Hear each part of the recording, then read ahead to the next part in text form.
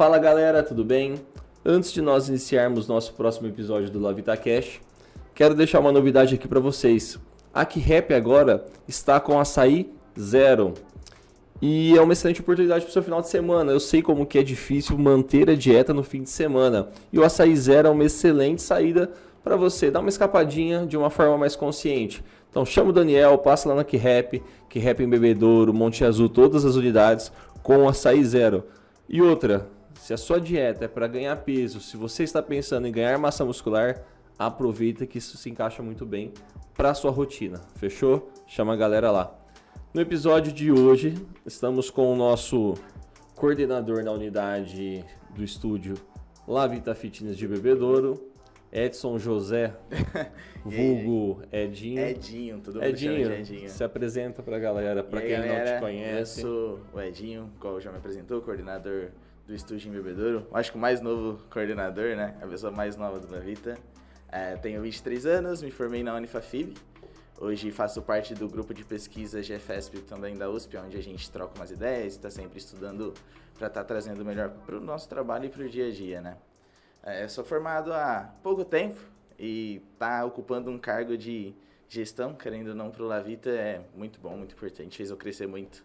Edinho, a gente vai falar muito hoje de treino, sim, rotinas de trabalho e tudo mais. Para a gente iniciar, o que te motivou a entrar nessa área de pesquisas que você está? Explica um pouco mais Sim. o que é essa pesquisa, esse trabalho, esse campo que você está. Tudo começou quando eu decidi fazer educação física, eu estava indo para outra área, eu queria mais fazer arquitetura, parte de engenharia, até que eu vi que a parte de educação física tinha um déficit muito grande, e era uma área que, infelizmente, é sucateada, onde as pessoas hoje definem o profissional de educação física com preconceito, que é o cara burro e bombado. É basicamente isso. Então, eu comecei a ver isso desde o ensino médio e vi que não é muito assim, é uma área muito complexa, a área da biológica, quando você começa a estudar o corpo humano, é uma área que é apaixonante, cada corpo trabalha de um jeito, cada corpo tem uma resposta. E aí eu me ingressei na área de educação física, só que infelizmente você vai vendo que é uma área que está sendo sucateada e é uma área que os próprios profissionais não se valorizam. E aí eu estava estudando Falta um engajamento maior de quem tá no meio, né? Do próprio profissional mesmo. Às vezes a gente cobra muito das empresas que não valorizam, mas o próprio profissional busca isso, sabe? O que ele tem para oferecer para o mercado de trabalho. E trabalhando faz 1 ano e pouco que eu estou formado, mas já faz 3 anos que eu atuo dentro da área da musculação. E você vai vendo que você vai estudando e o método hoje que as academias oferecem, você não consegue aplicar.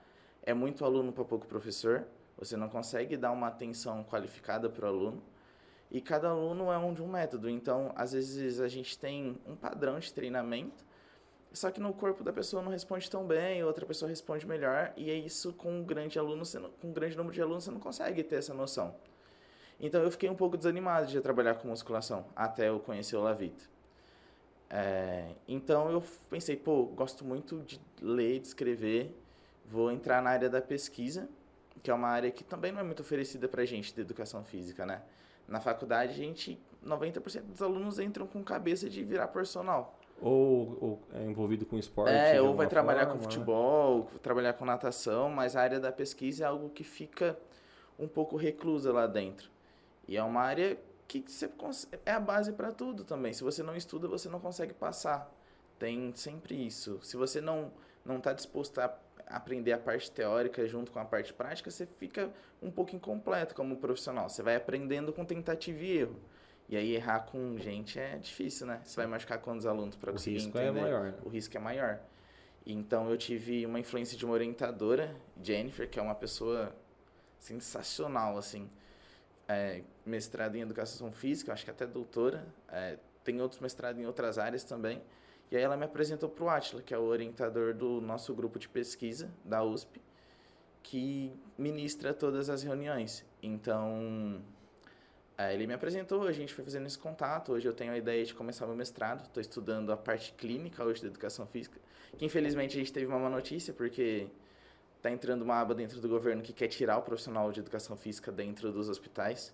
É uma coisa que a gente briga tanto e parece que a gente está dando um passo para trás agora.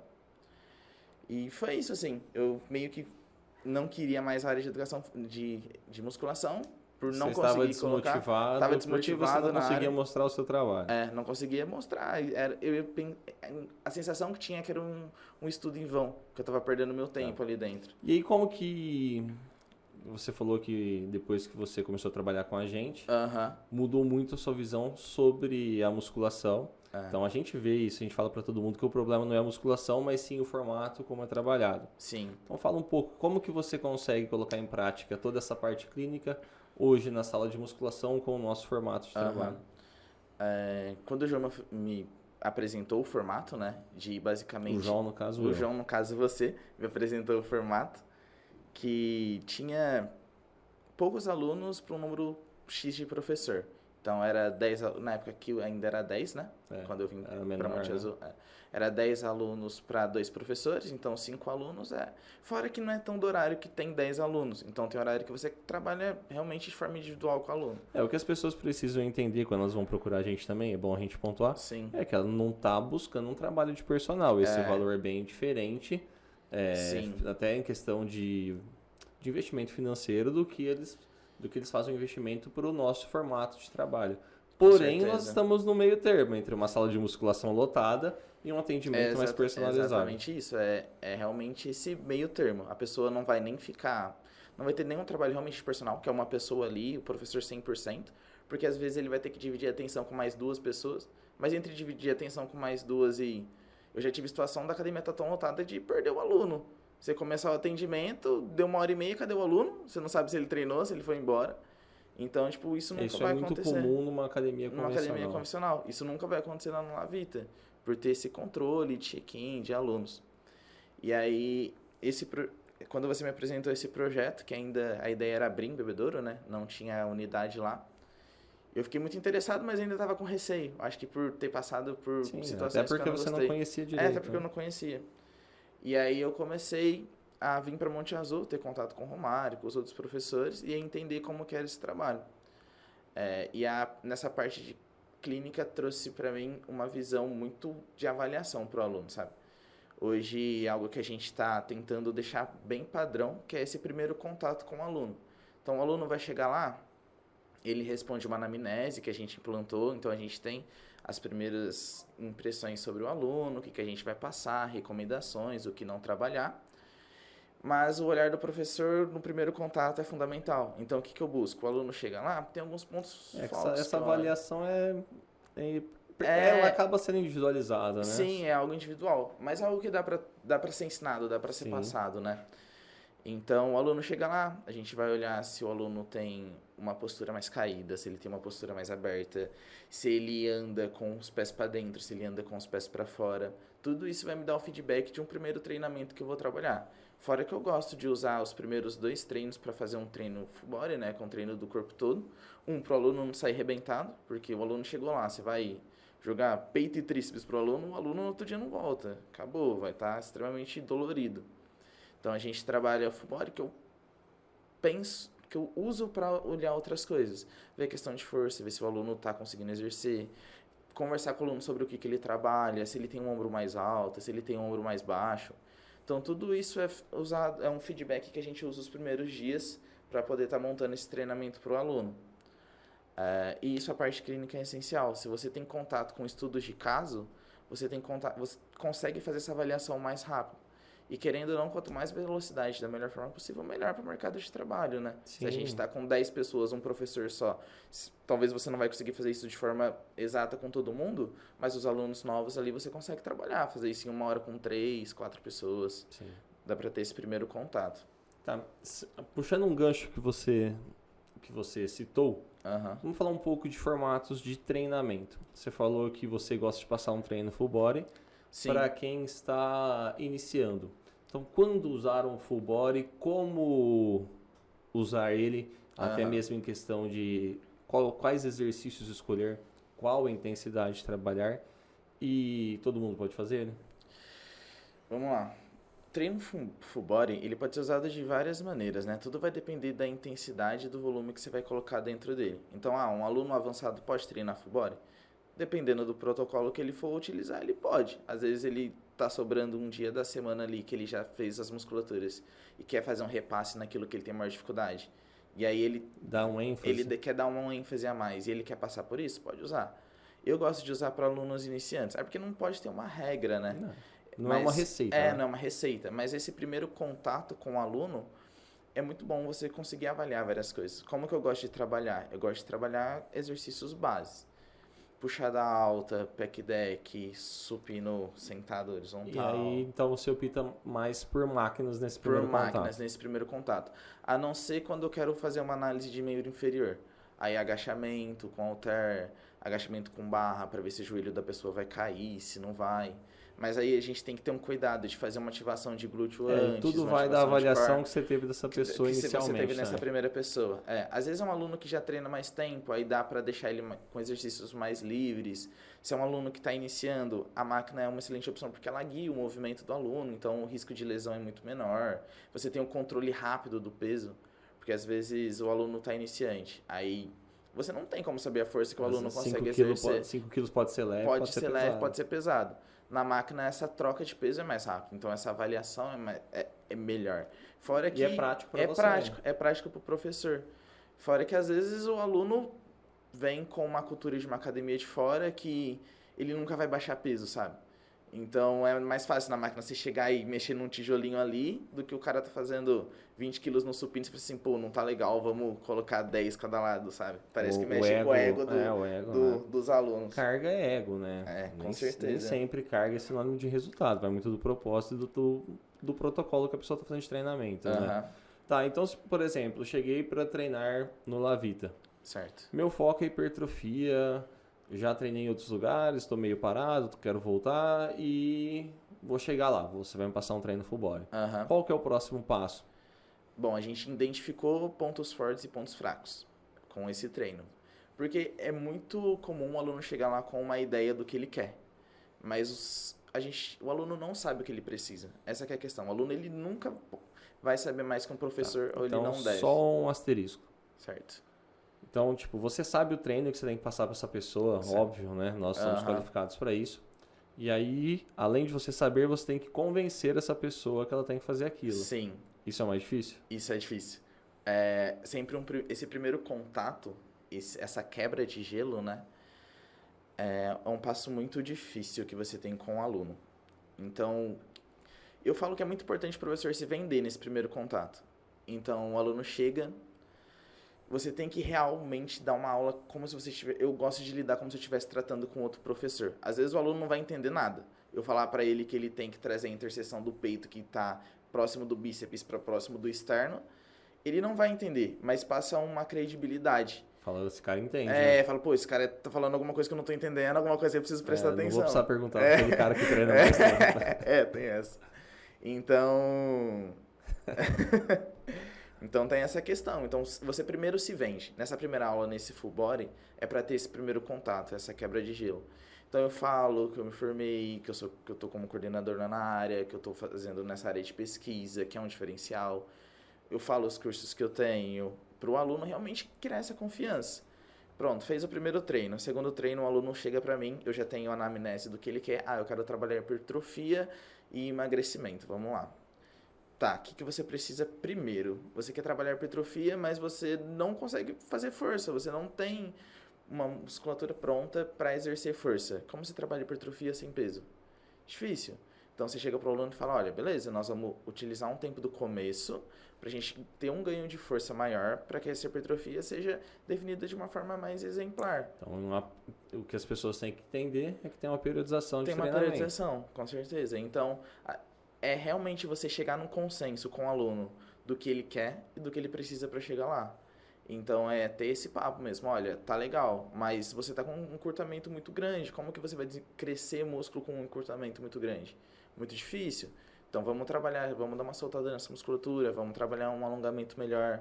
Você não consegue agachar com tanto peso, você tem o core muito fraco, então vamos trabalhar o core melhor, vamos trabalhar as musculaturas abdominais, costas, estabilizadores, para aí sim a gente começar um treinamento mais pesado voltado para a hipertrofia.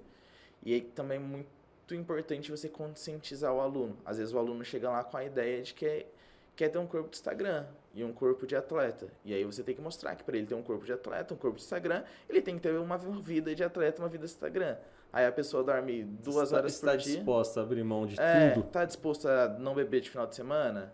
Tá disposto em ir um aniversário e levar marmita? Então, a descansar. A pessoa dorme 2 horas por dia, faz 2 refeições e quer ficar bater monstrão. 120 quilos, sabe? Tipo, não é assim que funciona. O corpo não é. O corpo ele vai brigar pra não. Nosso corpo ele quer ficar sedentário, quer ter um acúmulo de gordura. É isso que ele quer. Então é muito mais fácil para ele acumular do que você querer ir lá acordar todo dia, ir pra musculação, fazer um cardio de manhã, andar na rua. Então, esse primeiro contato com o aluno é realmente essa conscientização. E muitos alunos vão dar um passo para trás nesse momento. Por isso tem que ser algo com calma, sabe? Você não pode chegar lá de forma agressiva.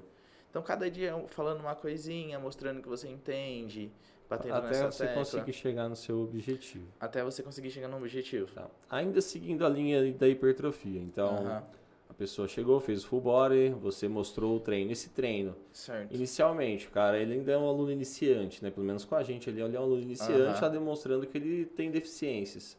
Sim. Como fazer a divisão do treinamento? Para hipertrofia. O cara que treina todos os dias. Eu gosto de iniciar o treinamento com o básico. Eu falo muito que o básico bem feito funciona bem.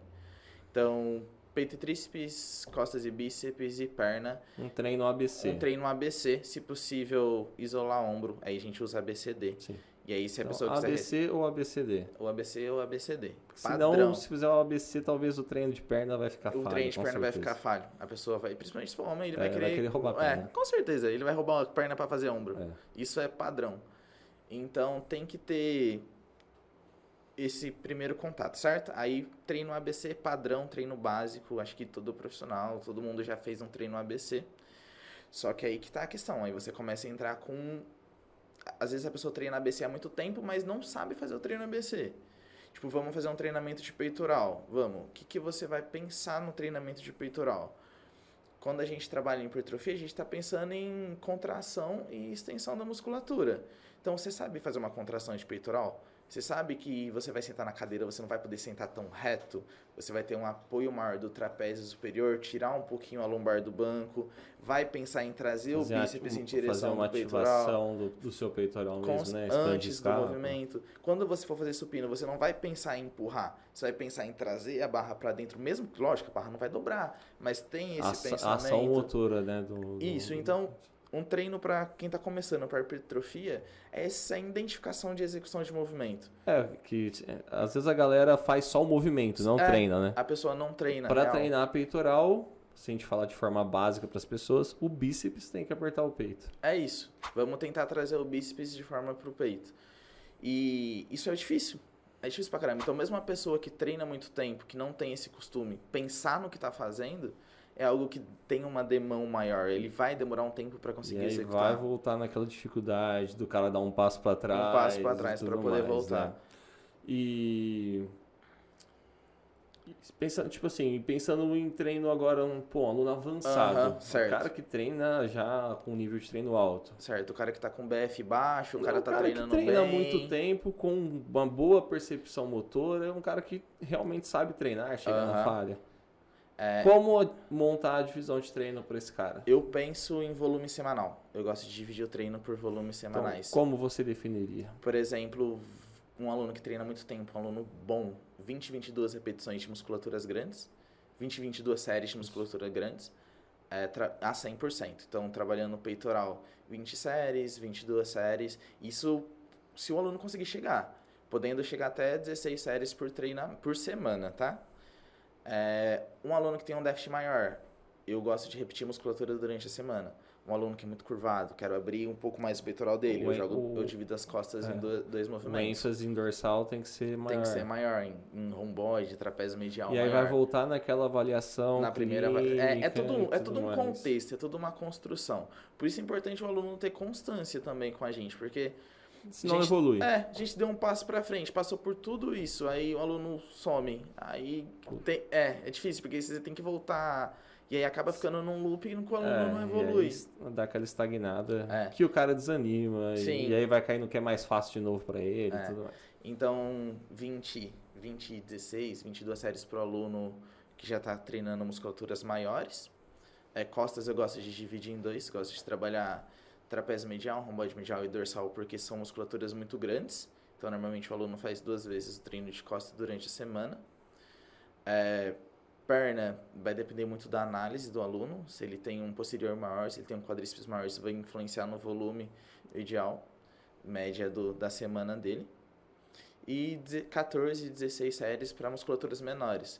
Ombro, bíceps, tríceps, porque se a pessoa fazer bem, é difícil chegar nesse valor, falhando sempre. Para contextualizar para as pessoas, eu acho até para as pessoas entenderem como funciona a periodização. Vamos pensar em 5 semanas. Certo. Como que você montaria esse volume semanal a um treino de peito? Vamos pensar na periodização treino de peito. Certo. O volume semanal para um treino de peito em 5 semanas. Então, primeira semana... Pensando no volume e intensidade. Assim. Primeira semana trabalhar 100% da intensidade. Então, a gente trabalharia, se são 22 séries, a gente pode dividir exercícios de base, sempre gosto supino, pec deck, crossover, supino inclinado, halter, variações de supino em geral. Então, a gente trabalharia a primeira semana 100%, segunda semana 90% a gente daria uma diminuição nas séries, deixar o aluno também respirar, recuperar, porque toda fibra lesionada ela precisa respirar, ela precisa recuperar. Então, segunda semana 90%. Terceira semana, a gente voltaria a 80%. Então, a gente também continuaria dando um downgrade no treino da pessoa para ela conseguir se adaptar. Bom, fechou o treino, foi bem terceira semana. Quarta semana, está descansada de 80%, o dia de subiu 100%. Então, ela voltaria a... Coloca aí 110%. Ela aumentaria o 100% Ela aumentaria o 100% dela. Isso com peso, isso com série. Aí vai depender tudo de uma avaliação. Do nível de treinamento. Então 100, 90, 80, 110%. 4 semanas, volta para o 90%. Que provavelmente não vai ser o mesmo 90% que ela começou a semana. E aí vai fazendo essa sequência até ter uma avaliação. Isso. Como eu gosto de fazer na semana. Treino que eu vou repetir, eu começo a semana. Então, a pessoa vai fazer 2 vezes de costas, eu começo com costas. Se ela fosse fazer 2 vezes de peito, eu começaria peito na segunda-feira. Que aí vai de acordo com a deficiência, que é o que eu estou fazendo no meu treino de costas, treinar mais vezes na semana. Uma pessoa que quer dar um volume maior para peito, vamos colocar... E às vezes o volume maior de peito nem envolve o treino de peito, né, cara? Tem essa também. Dependendo da postura da pessoa, ela tá precisando de um dorsal melhor. E aí a gente precisa pensar também em articulação, né? Porque se a gente está treinando... Por exemplo, a articulação do ombro vai pegar em praticamente todos os exercícios de superior que você for fazer. Tirando bíceps e tríceps ali, vai estar usando um desgaste. Então, eu não vou jogar um treino pesado de peito e um treino pesado de ombro na pessoa em sequência. Porque o desgaste da articulação é muito grande. Então, é a mesma mecânica ali dos dois, né? É a mesma mecânica. É igual a gente fazer muito exercício de extensão e no outro dia a gente vir com treino de tríceps rebentando. A gente pode pensar em pré-fadiga, que já vai ser algo a mais que ela vai trabalhar. Mas normalmente é isso. Aí, quero subir mais o peito. Então vamos treinar movimentos para a parte superior do peitoral. Então a gente vai repetir o treino de peito 2 vezes, segunda e quinta, um exemplo. Então um dia a gente vai dar um ênfase maior na parte superior do peito, no outro dia a gente vai treinar o peitoral completo, como um todo. E sempre usando exercícios de base. O que eu vejo o pessoal errar muito é a falta... hoje a gente tem acesso a muita informação. Então a falta de filtro, a filtrar os exercícios gera um problema. Às vezes a pessoa não sabe o que é a diferença de um exercício de peito básico, um exercício de construção, tipo pec deck. Qual que é a diferença de fazer o pec deck reto e o pec deck unilateral de ladinho? O pec deck unilateral de ladinho é um exercício de finalização. Você vê muito atleta, muita gente... E assim... a pessoa, ela vê na internet, mas ela não sabe o porquê, né? Ela não sabe o porquê. Ela só vai copiar. Aí as pessoas fazem um treino de costas só de exercícios para finalização. Aí a pessoa não desenvolve costas, mas claro que não. Ela tá vendo o Ramon na fase final lá. Tá querendo fazer igual. Supininho de um lado aqui, né? Então, tipo, é errado. Não tem nem peito. Não é errado, mas primeiro você precisa construir para poder dar essa finalização, né? Então, hoje a gente tem... As pessoas precisam saber o porquê. As pessoas precisam saber o porquê. Na verdade, as pessoas não precisam saber, que precisam saber a gente, mas né? a gente precisa passar o porquê, então. A gente precisa passar o porquê. Muitas vezes isso fica falha, né? Sim.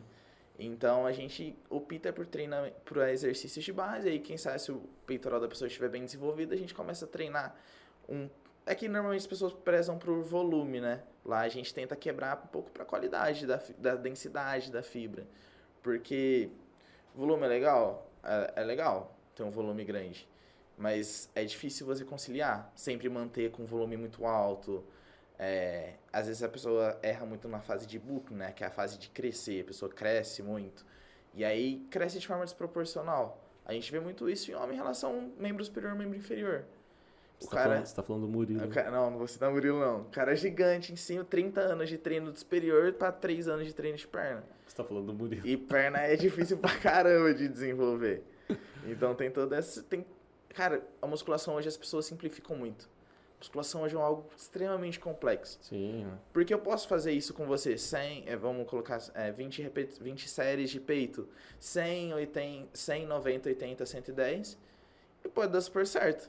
Eu posso chegar na semana de 80 e falar, não, João, vamos parar, nós vamos fazer totalmente ao contrário, porque não tá dando o resultado que eu quero. E isso... Você tem que reavaliar a sua estratégia. Eu tenho que reavaliar a né? estratégia. E isso é o que diferencia um profissional bom de um profissional meia boca, que é a velocidade de avaliação. Porque hoje a gente tem informação de tudo. Hoje, se a pessoa quiser saber um treino de peito, ela sabe. Sim, não tem acesso à informação muito fácil. Não precisa nem ser profissional. Mas essa avaliação Aí é o porquê. É o que diferencia, é o porquê. Pessoal, o treino de hipertrofia envolve treino, alimentação e descanso. Para quem ainda não sabe, a Carol Oliveira, nutricionista, está atendendo com a gente aqui no La Vita Cross. Então, se você quiser fazer uma avaliação ou até mesmo agendar a sua consulta, chama ela no Instagram, a gente vai deixar o contato aqui no link, aqui na descrição do vídeo. É uma oportunidade boa e os alunos que são na Vita têm um desconto muito legal. Então chama ela lá e já faça a sua consulta. Edinho, a gente falou de hipertrofia, mas e agora quando envolve emagrecimento? A caminhadinha que o João faz ali, você acha que dá certo? Ou tem que treinar musculação? Musculação emagrece ou não emagrece? Cara, quando a gente fala de emagrecimento, é um contexto muito grande, né? Principalmente quando a gente entra dentro da área da obesidade. Sair da obesidade é mudar o contexto de vida também. Então, às vezes, a pessoa ela tem uma rotina muito corrida. A rotina muito corrida é um exemplo que a gente sempre dá. Mas vamos dar um exemplo aleatório que é diferente de ver. Uma pessoa que passou necessidade na vida e agora tá ganhando grana. Véi, ela vai arrebentar. Tudo aquilo que ela tinha vontade de comer, ela vai comer de uma vez só. E aí, em grande escala. E aí o BF vai subir. O nível de gordura no corpo vai subir. Eu vejo que a maior dúvida das pessoas é assim, eu quero emagrecer. Mas eu não quero ficar forte e tal. Então, tipo assim, muitas vezes as pessoas ficam com medo de fazer musculação para emagrecimento. Então, por que a musculação emagrece? Cara, porque emagrecimento, se a gente Primeiro colocar déficit calórico. Déficit calórico, base. Tem estudos que mostram... Tem um estudo que foi feito, se não me engano, em Harvard, que é de um professor que ele emagreceu comendo Mac. Por quê? Porque ele estava em déficit calórico maior do que o consumo de... Claro que... Vamos colocar lá, emagrecimento não tem nada a ver, tem a ver diretamente com saúde, mas não quer dizer que a pessoa magra é saudável. Exatamente. Tá? Não quer dizer que ele perdendo peso comendo Mac foi algo saudável e ele não tá com colesterol lá em cima. Mas foi uma alusão que você fez, que até assim às vezes é possível emagrecer. É possível. Então, o treino de musculação, ele tem um gasto calórico muito alto. Às vezes maior do que o cardio, isso vai depender da intensidade que o aluno vai fazer. Então, se o aluno está com uma alimentação regrada, está comendo bem, está comendo 1.000 calorias e está gastando diariamente sem fazer nada, 1.000, e está metendo mais 1.000 calorias de queima durante um treino de musculação, o corpo dele, a primeira coisa que vai usar é a gordura para poder gerar energia, né? O fato da musculação gerar um esforço maior. Sim. O que isso, interfere no descanso dessa pessoa, na questão de queimar mais calorias? Na recuperação dela. Na recuperação. Todo estímulo de movimento vai gerar um gasto calórico. Independente se for... É que a gente vai diferenciar exercício físico para movimentos comuns, tá? Então, eu vou limpar... fazer uma faxina em casa e treinar. Fazer uma faxina, você vai estar gastando calorias. Mas quando a gente pensa no treino de musculação, em mover peso, um treino resistido, você precisa de uma contração muscular maior. Para acontecer essa contração, acontecem várias cascatas químicas do nosso corpo e biológicas. Uma delas é a queima do ATP, que é o que a gente usa para poder gerar energia. E o ATP vai usar a glicose, vai ter todo um processo muito maior do que isso aqui, tá? Isso aqui é muito simples que a gente está falando. Bem. Para poder gerar essa contração. Então ele está usando a glicose, que é a nossa gordura que está ali, que é o nosso açúcar do dia, que é o carboidrato, para poder estar queimando, para poder estar usando, para poder gerar movimento. Então, com um treino, quanto mais intenso, quanto mais força você usar, mais energia o corpo vai usar, mais gordura ele vai usar, mais carboidrato ele vai usar. Questão de descanso e de alimentação. O músculo ele vai tender a querer segurar energia caso segurar gordura. Bom, eu não posso falar muito intenso porque também não está na nossa área, né? Aí entra um profissional de nutrição que vai poder falar mais. É um senso comum. Sim. Se você não está se alimentando bem, a tendência é você catabolizar, que é usar a musculatura para poder gerar energia porque ele vai queimar mais rápido. Tá? Então, você vai precisar de uma alimentação balanceada, de uma alimentação no qual você vai estar consumindo baixas calorias para poder estar usando essa gordura. Porque não adianta nada eu gastar 1.500 e consumir 2.000. Tá? Então, tem sempre esse jogo matemático que o pessoal de nutrição vai poder falar melhor pra gente. Em relação ao descanso, o descanso é a recuperação. A gente foi lá e... Toda adaptação nossa precisa de um descanso. vai acontecer basicamente no nosso momento de descanso. Sim. Quando a gente fala de hipertrofia, a gente está falando de microlesões nas fibras musculares, né? Então, o processo lesionou, o corpo vai limpar, que é o processo que a gente sente dolorido, que é assim que a gente sente dor, porque o músculo está limpando a lesão. Então, ele fez essa limpeza de lesão, o nosso corpo vai entender, não posso manter a mesma quantidade de fibra, porque esse cara tá puxando o dobro de peso. Então, vamos fazer uma camada de fibra maior por cima, para poder tá dando conta do que a gente vai fazer no dia a dia. Então, por exemplo, eu quero emagrecer e não vou treinar. Consegue. Em déficit calórico você consegue. Só que como o seu corpo vai responder isso? Você vai conseguir preencher a parte de pele que vai sobrar com o quê? Às vezes a pessoa perde muito rápido e sobra pele. Cara, você já viu aquela pessoa que emagreceu sem treinar, cara? Que ela fica com uma pele não, né? Um corpo gelatinoso, né? Porque não tem músculo, né? Sim, a musculatura ela então vai ser essencial que essa pessoa busque o treinamento. Com certeza. Fora que treinamento é vitalidade, né? Sim. Então... Funcionalidade, né? A pessoa conseguir chegar com 80 anos cuidando do neto, sabe? Podendo fazer compra sozinho. A pessoa mais nova conseguir aguentar 3 dias de Rock in Rio. A pessoa ir no show e tá lá inteiro. Então... tudo isso vem junto com emagrecimento, com hipertrofia, Eu falo que a parte estética é consequência da saúde. Então, se você tá com o corpo saudável, se você tá com o corpo bem, se você tá com o corpo em dia ali, a parte estética ela vai vir. Tudo vai depender do contexto que você vai colocar. É que as pessoas são imediatistas, né? Sim. É que aí que tá. Não é algo que a gente consegue rápido. As pessoas têm ilusão e a nossa profissão às vezes vem de algo que 3 meses tem o corpo que você quiser. E não é assim que funciona. A gente sabe que o nosso corpo, em 3 meses, ele vai estar se adaptando para algo maior. Então, como que em 3 meses... A não ser que você está usando uns negócios ilegais aí, fazendo dietas restritivas gigantescas, que é algo que a gente sabe que não dá para manter. Não é algo que se mantém por muito tempo. É o imediatismo tomando conta. É o imediatismo, E a nossa profissão tem um problema sobre isso, que é o que vende. Então você vai chegar lá. É foto, né, mano? Postar foto no Instagram, antes e depois, rápido, emagrecendo. Sim, eu vou chegar pra você e vou falar assim, não, João, primeira semana a gente vai ganhar força. Claro que você vai emagrecer, porque todo o movimento vai gerar um gasto de energia, mas o nosso foco não é esse agora. E aí você vai em outra academia, a pessoa vira pra você e fala assim, não, João, em 3 meses eu te dou com um quadradinho no abdômen. E aí? Mentiroso. Aonde você vai? Só que isso é algo que não é sustentável, sabe? Então as pessoas acabam voltando pra gente, pra entender o que a gente tá falando. Porque isso, é vender coisa rápida, é vender coisa fácil.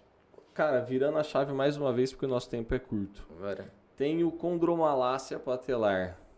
Posso fazer agachamento? Com certeza. Posso fazer leg press? Pode. Extensora? Pode. E se um Deus maior, vulgo médico, falar que não pode? E aí você tem que falar pra ele que ele não é profissional de educação física. Cara, quando o médico escreve assim, não fazer tal exercício. Cara, eu fico louco. Porque, tenho condromalácia, então não posso agachar. Então você vai... Você consegue definir pra galera o que seria uma condromalácia patelar? Sim, básico. Condromalácia patelar é uma inflamação, uma lesão na região patelar do joelho, né? Na região da patela do nosso osso. que é uma região de articulação. Qual que é o maior problema com a articulação? Ela não tem uma terminação nervosa, então você só vai começar a sentir quando ela estiver pensando outra coisa. Pode fazer? Pode. Ninguém pode proibir de fazer algo, sabe? A não ser que seja algo muito, Cara, existem muito adaptações, sério. né? Essa a Existe uma questão. avaliação. Eu fico às vezes meio puto, falo assim, não pode fazer isso. Cara, por que você não pode fazer isso, vai? Não Você existe. pode, às vezes você pode fazer de uma forma mais limitada, até você conseguir evoluir. Ah, você vai fazer com uma restrição? No meu caso, que tem uma hernia de disco que me causa dores. Sim. Eu agacho com uma limitação, porém eu sei que é essencial para eu evoluir que eu faça Que agachamento. você agache. Né? É igual... Senão eu não vou poder ir no banheiro. Você vai no banheiro em pé. É igual quando... é igual quando a pessoa chega lá com a contrafalácia ou com algum problema no joelho e vai fazer cadeira extensora. Primeira contraindicação de cadeira extensora, porque eu acho que é o que o pessoal os médicos hoje mais batem. Hiperextensão de joelho. Não vai fazer essa extensão de joelho. Muito perigoso na hora da volta e o começo do movimento. Se você começa a 90 ou atrás, então vamos pensar em um L, a cadeira extensora aqui. Se você começa para trás, o movimento ele vai começar fazendo pressão para frente. Então a pressão intrapatelar é muito grande. Você vai sentir dor? Você está jogando essa patela para frente, uma patela que já é dolorosa. Então quem é normal, eu já não indico fazer isso. Uma pessoa que já tem uma deficiência piorou. Então vamos adaptar, vamos colocar ela 90 ou um pouco à frente para fazer força para cima e não para frente. Você tira essa compressão direta Você tira essa compressão direta no patela. joelho, a pessoa não sente nada. Ou pode ser que sinta, né? Aí a gente adapta da próxima vez. Mas é essa questão. Mas esse quadríceps tem que proteger. Mas essa esse quadríceps tem que fazer, porque joelho não tem músculo. Começa aí. A musculatura que segura é a musculatura que está em volta. É o quadríceps, é a parte posterior, é a panturrilha, é o abdômen forte para quando ela for agachar. Então ela tem que fazer. Não tem como ficar limitando exercício para aluno. Existe adaptação. Mas é isso, né? A voz do médico é a voz de Deus. É. Então, se o médico falou que você não vai agachar... Eu acho que deveria se haver um diálogo maior. Então, foi ao médico, quem que é o profissional que você treina? Você treina? Você precisa começar a treinar. Vou conversar com ele, me passa o contato dele. Sim, e tem um diálogo, né? Mas, infelizmente, isso não acontece. Mas aí você vê como que é a desvalorização do profissional de educação física quando você tem um trabalho isso em muito grande parte é culpa dos profissionais. Né? Sim, é culpa dos profissionais que preferem dar em cima da aluna do que estudar, né? Sim. Essa que é a questão. E aí vai trazendo um histórico ruim para a profissão. Mas eu bato muito na tecla que ninguém tem que ficar se limitando a não fazer as coisas, sabe? Existem maneiras de fazer. Olha o tanto de variação de agachamento que a gente tem. Máquinas que te ajudam. E a nossa profissão é muito recente, então a gente está descobrindo muitas coisas agora. Então mitos são criados e são quebrados todos os dias. E aí por conta de uma fala, de uma avaliação, de uma visão de um médico, a pessoa fica com medo. E aí sabe? vai voltar lá no início novamente, você falou sobre se vender, sobre mostrar conhecimento. Né? É isso. Toda essa abordagem teórica nesse sentido, eu acho que faz total diferença para você trazer essa credibilidade. Sim. E o aluno falar assim, cara, esse profissional entende, é diferente. E o aluno, né? ele chega com medo, né? É difícil alguém chegar Porque bem na musculação. Porque a pessoa tá com dor. É isso, a pessoa tá com dor. E é difícil a pessoa que chega bem na musculação. Normalmente a musculação ela tem um ambiente hostil mesmo. É um ambiente agressivo. Então as pessoas chegam lá, tá acima do peso, ou tá sentindo dor, a pessoa já chega lá meio reclusa. Que é diferente, que no Lavita é muito diferente, porque normalmente os horários, as pessoas vão sempre no mesmo horário e tem esse acolhimento. Cria-se um vínculo. Né? E fica terrível também, às vezes. Às vezes o aluno chega lá só pra conversar, sabe? Aí você tem que ficar batendo pro aluno treinar. Mas pensa, você já tá sentindo dor, você vai num ambiente hostil, já tem um mal em cima da profissão que o profissional de educação física não estuda.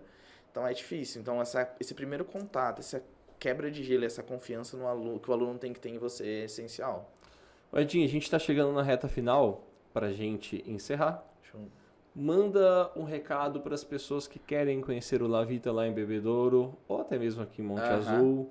Vende o nosso trabalho para essa galera aí. Perfeito. Bom, vamos lá. Estrutura do Lavita. Um treinamento personalizado, sim, porque a gente tem que tirar um tempo por fora do horário que o aluno está lá para pensar. Então você vai chegar lá, você não vai fazer um treino padrão igual aos outros alunos. Pode ser que você chegue lá e eu te passe o treino full body, porque agora você entendeu um pouco da nossa metodologia. Então você vai ter esse primeiro contato, você vai trabalhar num lugar climatizado. Então você não vai passar calor, você não vai passar frio.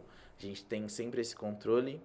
A gente opta sempre por músicas que agradam as pessoas. Então, um dia você vai chegar lá, vai estar tocando um tipo de música, outro dia você vai chegar lá, vai estar tocando outro. Não vai agradar todo mundo. Não vai agradar todo mundo, mas um dia eu acredito que vai te agradar. São profissionais, falando no geral, muito bons. São profissionais diferenciados mesmo, assim. A gente tem discussões sempre, e aí os pontos de vista são diferentes, mas não existe um ponto de vista 100% certo. O conceito de certo e errado é complicado. O conceito de certo e né? errado é complicado.